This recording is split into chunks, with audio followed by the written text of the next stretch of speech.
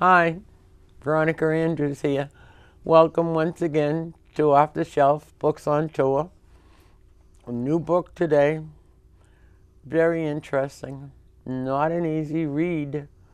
Under the Red Moon, your third book, Amy? Yes. Yes, Amy Keeve? Quay. Thank you very much. China, basically, Yeah. but Korea and Shanghai and New York. A hard book to read because you had to keep track of what was going on. You did an excellent job. Little dibs and dabs of history that I grew up knowing, you wove it together for me so it made some sense. Thank you. Is it cathartic to write such a story that is so much your life? Yes. This is my newest book. My first book was about Chinese American family called Intrigue in the House of Wong. It's a Chinese family in Chinatown that moved from the Chinatown to the Upper East Side in New York, and she tries to integrate the family into the posh neighborhood. And that's a story about, it's for young adults, and story about Chinese Americans growing up here. Now, the second is my adult book. It's called A Concubine for the Family. And the Concubine book was based on a true fact that my grandmother gave my grandfather a concubine for his birthday because they had no son.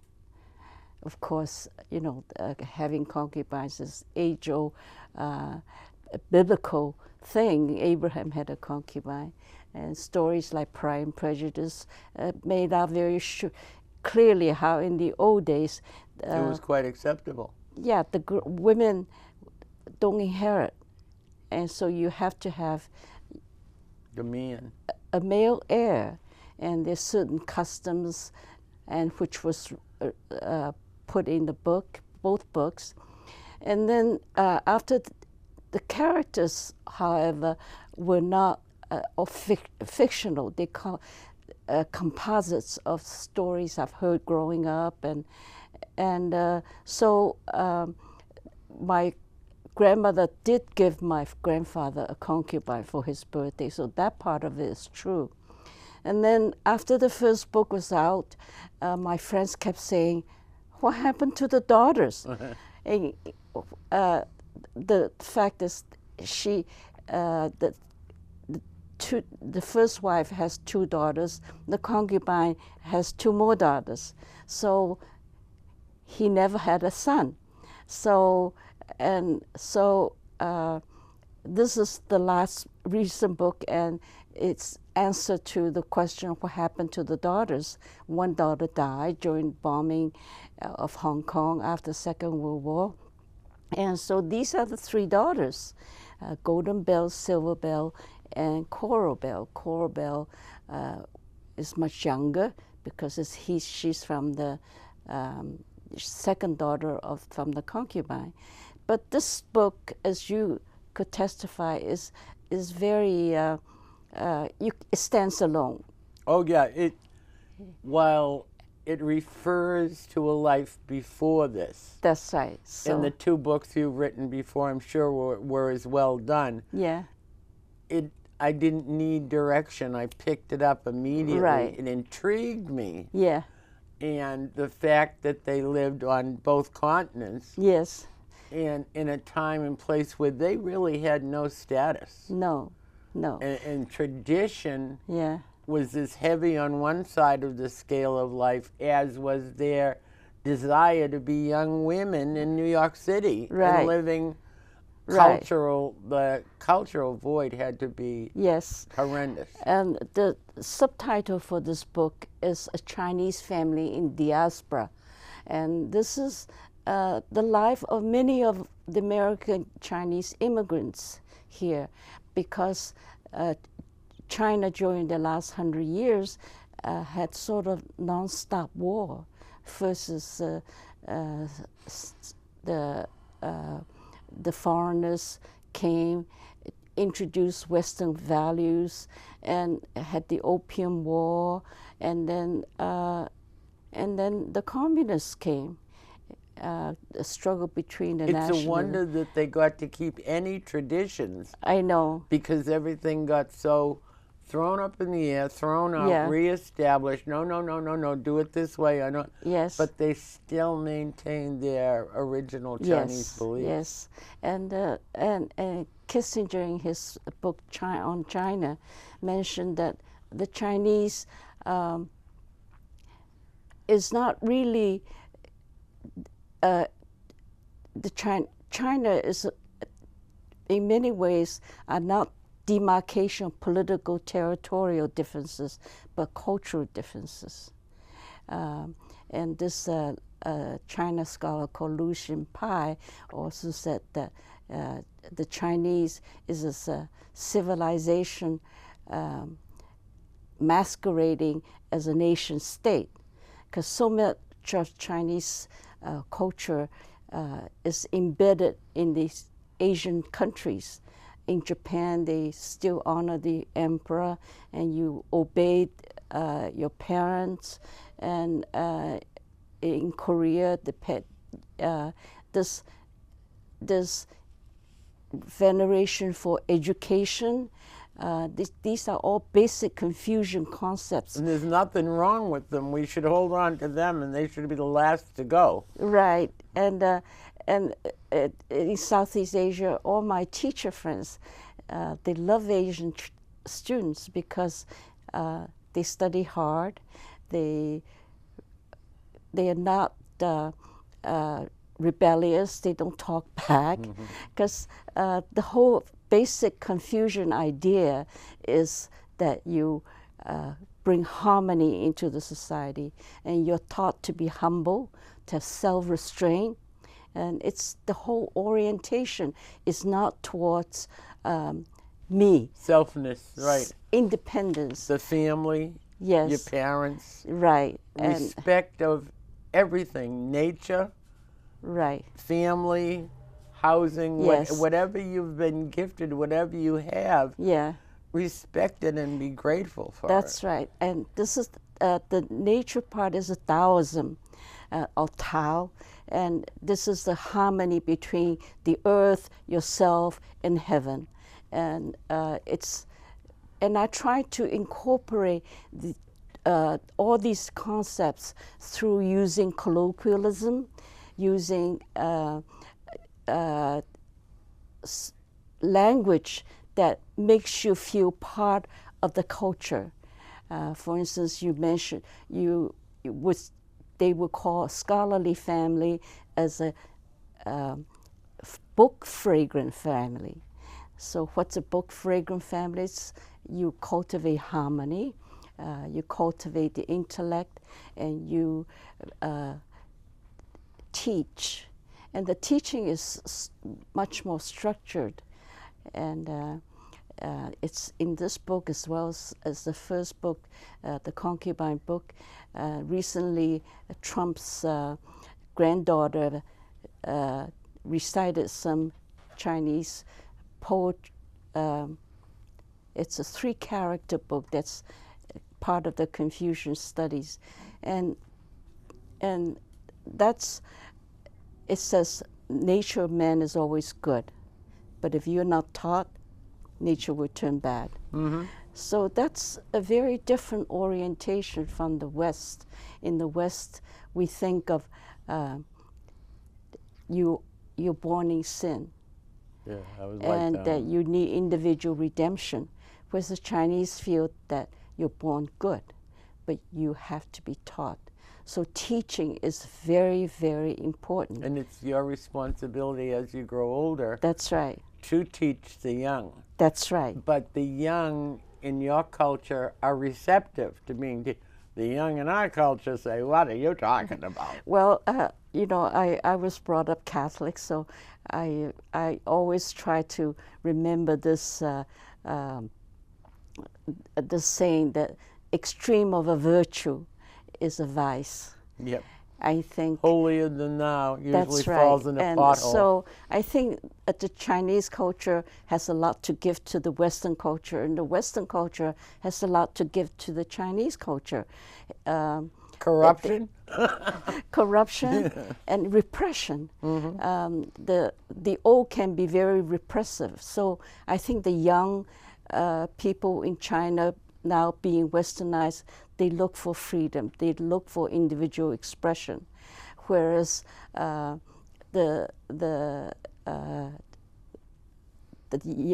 people in this country are so concentrated on independence and free expression. They could say anything, even though it's false, you know. And it'll be believed. And it's me. Yeah, that's which not. of course is the extreme of the bad part of it, being so independent and being so individualistic.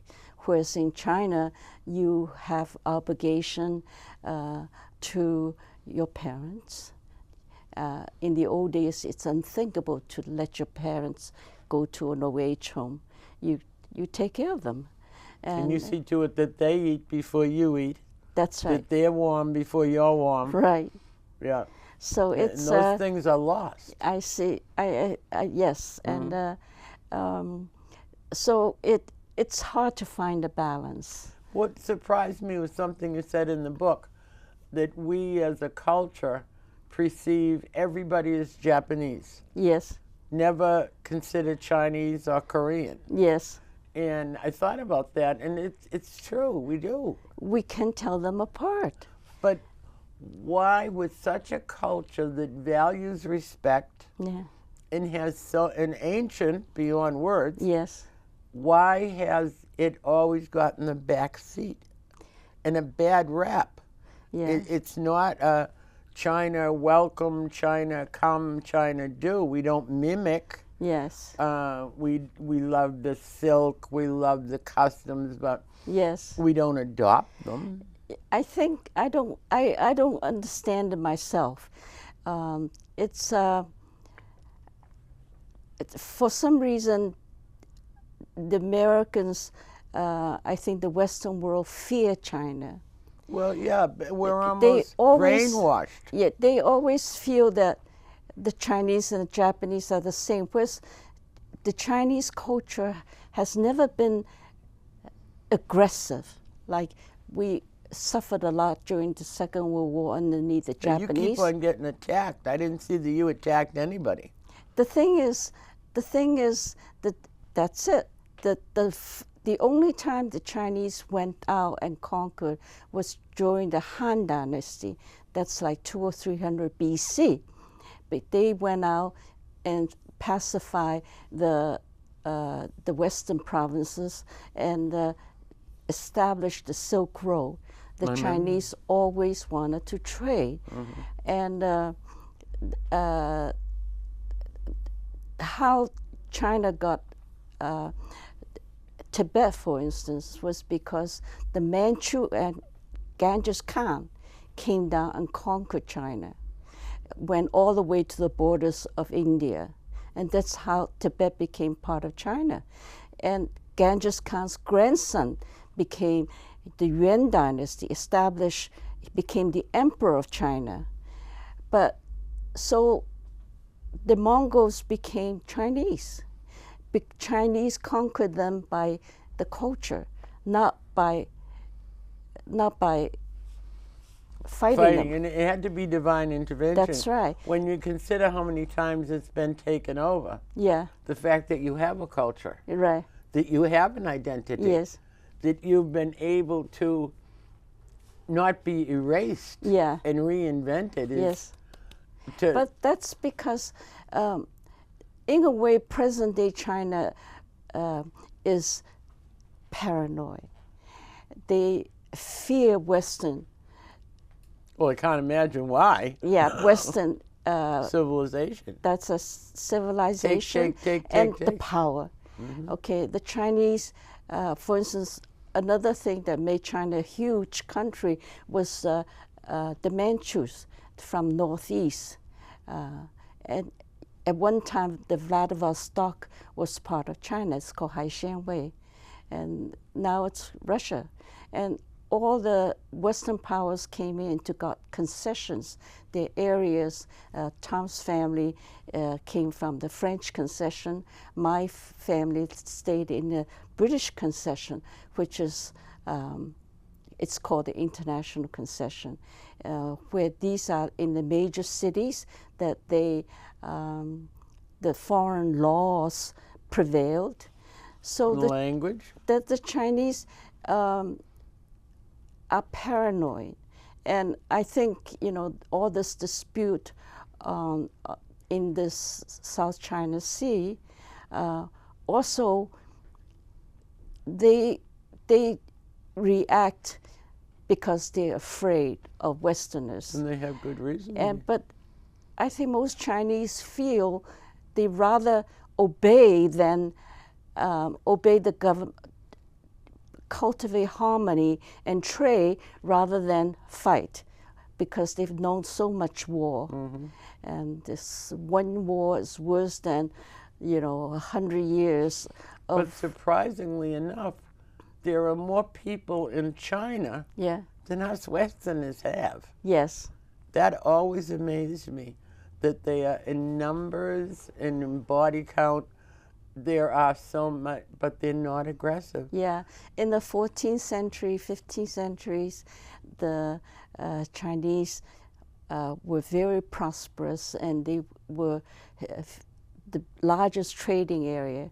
And when people are prosperous, what do? They procreate. And the population grew and grew, By the 19th century, just when the Westerners came, the Chinese were overpopulated, and they devastate, they cut down trees for use for energy, and the Chinese became smug.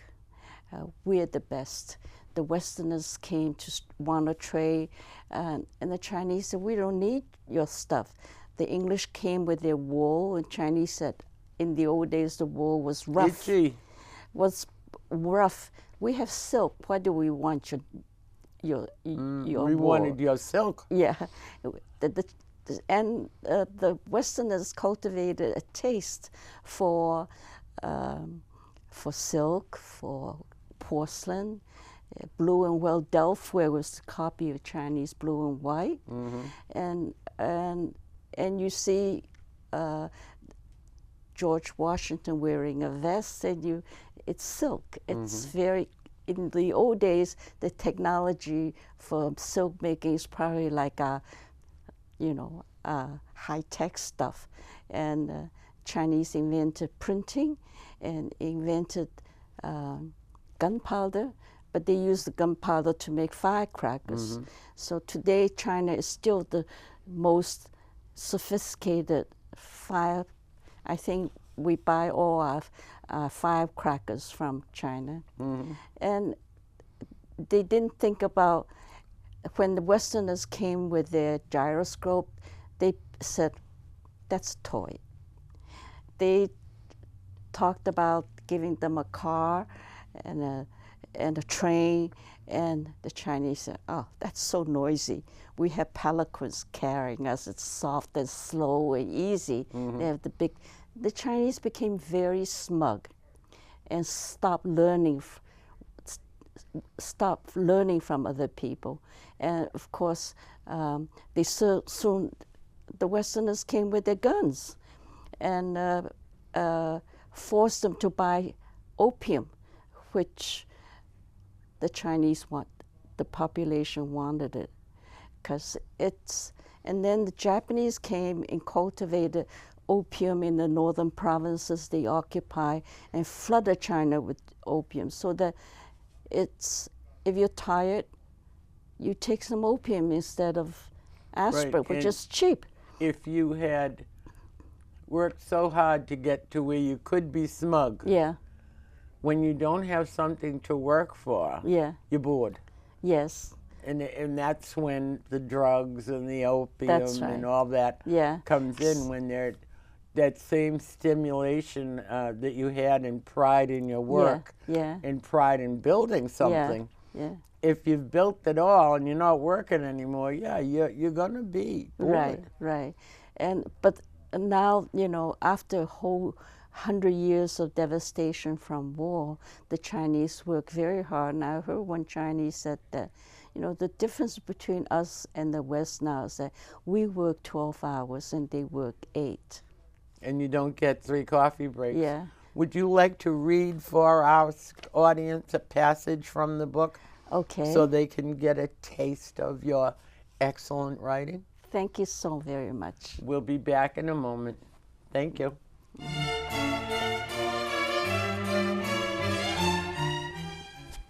Back in July 1941, a steady breeze blew me from Hong Kong to the United States on an ocean liner.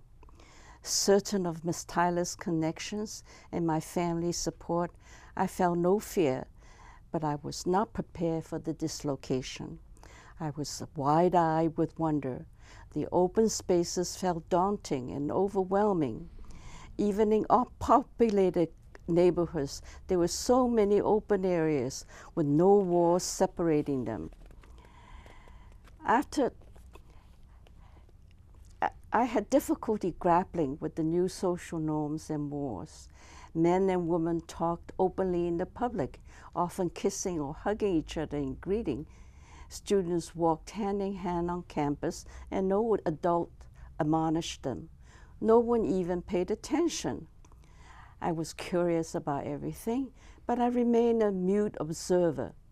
Soon I was swept into a bewildering forest of Western art, music, American literature, and history.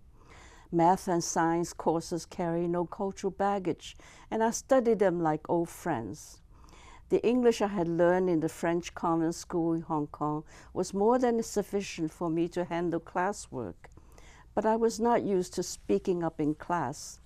At first, people were solicitous, but when I did not respond quickly enough, some would raise their voices as if I were old and hard of hearing or had trouble with the language. I loved Robert Frost, but couldn't understand the strength he drew from a nature that was wild and cultivated. Often feeling homesick, I found it hard to love literature that glorified the untamed open spaces and the solitude, though I thought Mother would love Emily Dickinson. Among my struggles with the overwhelming dissonance I felt, I had to deal with male attention. Syracuse University was proud to be the first co-ed university in the country. Soon after I arrived, Steve Russell took an interest in me. He was a red-headed history major, flat-footed and therefore exempt from the draft. He wanted to learn Chinese. He spoke softly. We had a riotous time laughing over transliteration of Chinese names. I said, do you know that Steve could be translated as Silk Buddha, Time Flourishing, or Death Flourishing? No contest, he replied. Call me Silk Buddha. He invited me for Thanksgiving. Initially, I was shy and could not find my voice when I was introduced to his family. His father addressed me. Hope you like eat turkey? I froze. She speaks perfect English with a British accent, Dad, Steve interrupted. Steve's father did not apologize, but scrutinized me as if I were a creature from outer space. Where's your family, dear? Steve's mother asked sweetly. My family's in Hong Kong, I mumbled. Everyone nodded. Then the usual series of questions followed about my father's occupation and how long I had been in the country.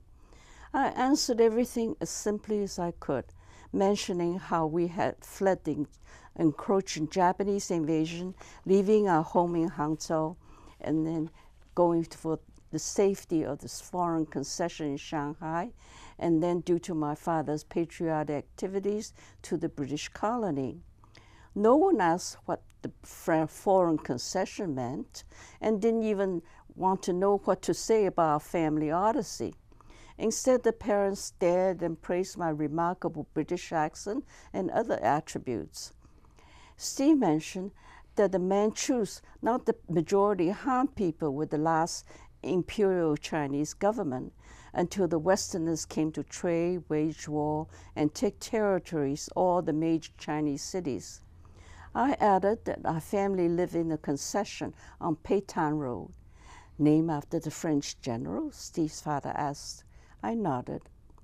As we sat down to dinner, Steve's mother announced sweetly, "We have extra side dishes, just in case Vicky misses Chinese food."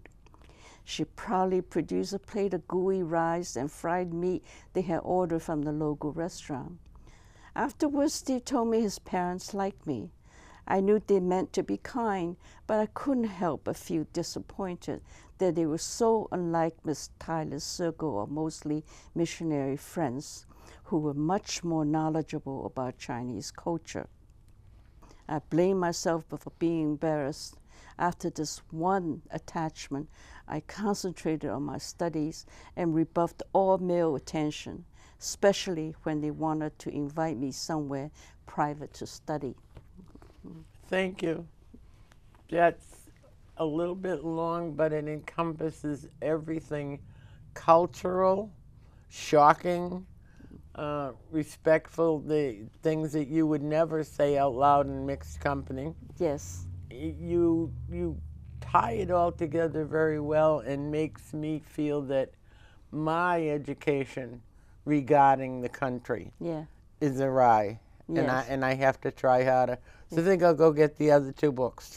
Thank you. And read them and see if I can learn some more from your excellent doing of Under the Red Moon. Thank you very much for bringing it to us. Thank Come you. again when you finish the next one. Thank you. That's it for today. Off the Shelf. Books on Tour. Have a good one. Bye.